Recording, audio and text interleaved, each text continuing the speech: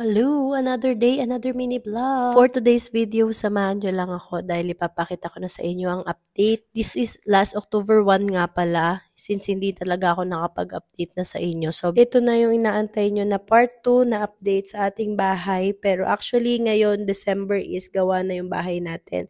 I-upload ko na lang yung pinaka-final tour natin. So, tara, samahan nyo ako, ipakita sa inyo kung ano yung mga naging improvement ngayon dito sa bahay. As an international flight attendant, living and based in Doha, Qatar. So, paakyat na kami dito sa bahay and first time ko ulit makikita itong bahay na to. Since yung last video natin, ginagawa pa lang talaga siya. And ngayon, ayan, taran, gawa na talaga siya. And konti na lang, ayan, wag nyo napansinin yung mga gamit kasi nga, gumagawa pa talaga sila. Tuloy-tuloy pa rin yung gawa nung time na yan. And ayan, kinabit na yung mga kailangang ikabit. Yung mga fan, ayan, yung pailaw natin dyan. So, ayan, dyan ako na-excite. Nakita nyo naman yung itsura ko kasi nga, ngayon ko lang talaga nakita, lalo na may ilaw na nakabit na rin yung mga palighting natin dyan. So, napakaganda. And ayan, tinuturuan ako ni Love dyan paano buksan yung mga ilaw. And kasi tatlong switch yun. Yung isa para sa isang light, yung isa para sa ganto, ganyan.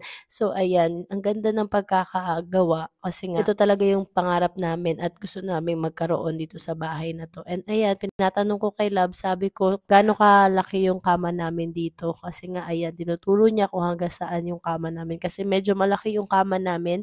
Queen size nga pala yung nabili namin. And ito yung pinto na pinagawa namin. Ito talaga yung pinagawa namin. Since nga maliit lang yung bahay namin, so kailangan, ano talaga namin yung mga space. So, ayan, space saver siya. So, i-slide mo lang, pero hindi pa gawa, ayan.